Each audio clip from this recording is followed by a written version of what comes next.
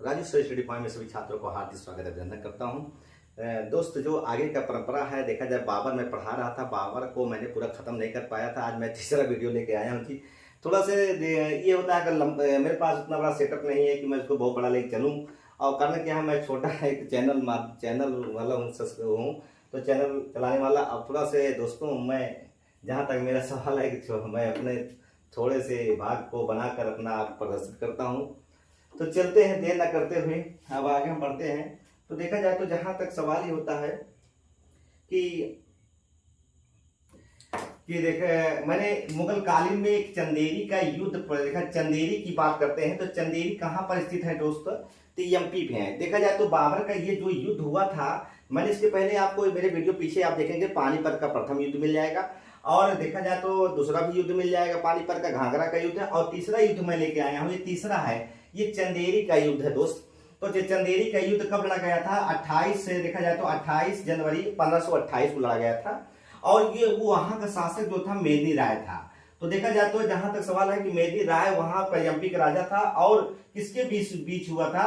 तो बाबर के बीच हुआ था। इसमें बाबर क्या हो जाता है? विजयी हो जाता है, और मेदिनी राय के दो पुत्रियां होती हैं, और दोनों पुत्रियां कामरान को भी सौंप दिया जाता है, और ये सबसे बड़ी खासियत है। आइए देखते हैं, घाघरा की बात कर ले दोस्त। घाघरा कहाँ है?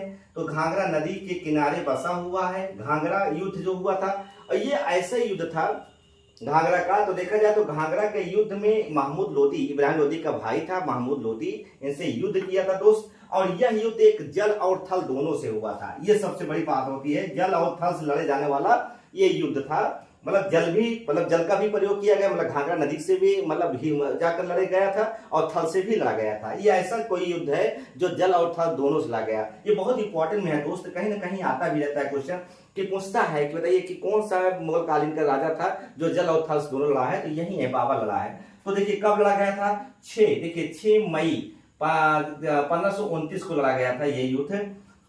बाबर द्वारा ये लड़ा गया अंतिम युद्ध था। मतलब बाबर ने, देखा जाए तो इसके बाद कोई युद्ध करता नहीं है, और ये अंतिम युद्ध था। उस समय बंगाल का शासक कौन था दोस्त? तो बंगाल का शासक नुसरत शाह, और जानते हैं अफगान सेना महमूद लोदी था। इनके मध्य लड़ा गया था। तो देखा जाए कहीं ना कहीं ये दोनों के बीच में लड़ा गया था। और सबसे बड़ी बात है कि बाबर इसमें क्या हो जाता है? विजयी हो जाता है। अब देखा जाए इतनी बड़ी सेना लेके महमूद लोदी दोनों लोग मिलकर लड़े, तब भी हार जाता है, बाबर के सामने घुटने टेक देता है।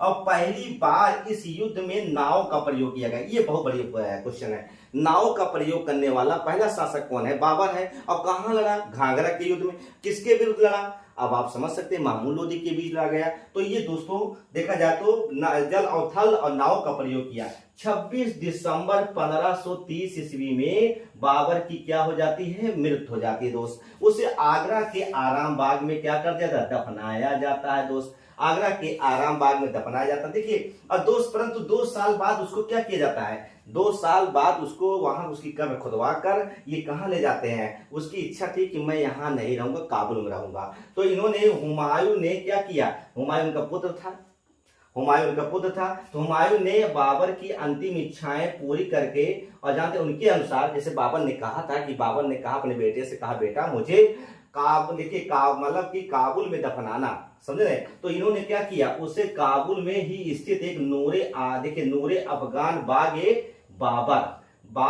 बाबर में दफना दिया गया। तो नूरे अफगान जाकर बाबर में दफना दिया गया। और कहीं ना कहीं देखा जाए तो इन्होंने ये, इनकी इच्छाएं पूरी भी हो गई। इनका पुत्र पूरा किया। पुत्र कौन था? हुमायूं ने पूरा किया। और दोस्त एक बता दो, बाबर को बाग लगवाने का बहुत बड़ा शौक था, क्योंकि कारण क्या है? बागों का बहुत 4 बाग प्रणाली चालू किया था। यही बाबर है, 4 बाग प्रणाली चालू किया था दोस्त। और ये सबसे बड़ी बात क्या है कि बाबर की कुछ अंतिम, देखा जाए आत्मकथा भी है, बाबर स्वयं लिखता है बाबरनामा।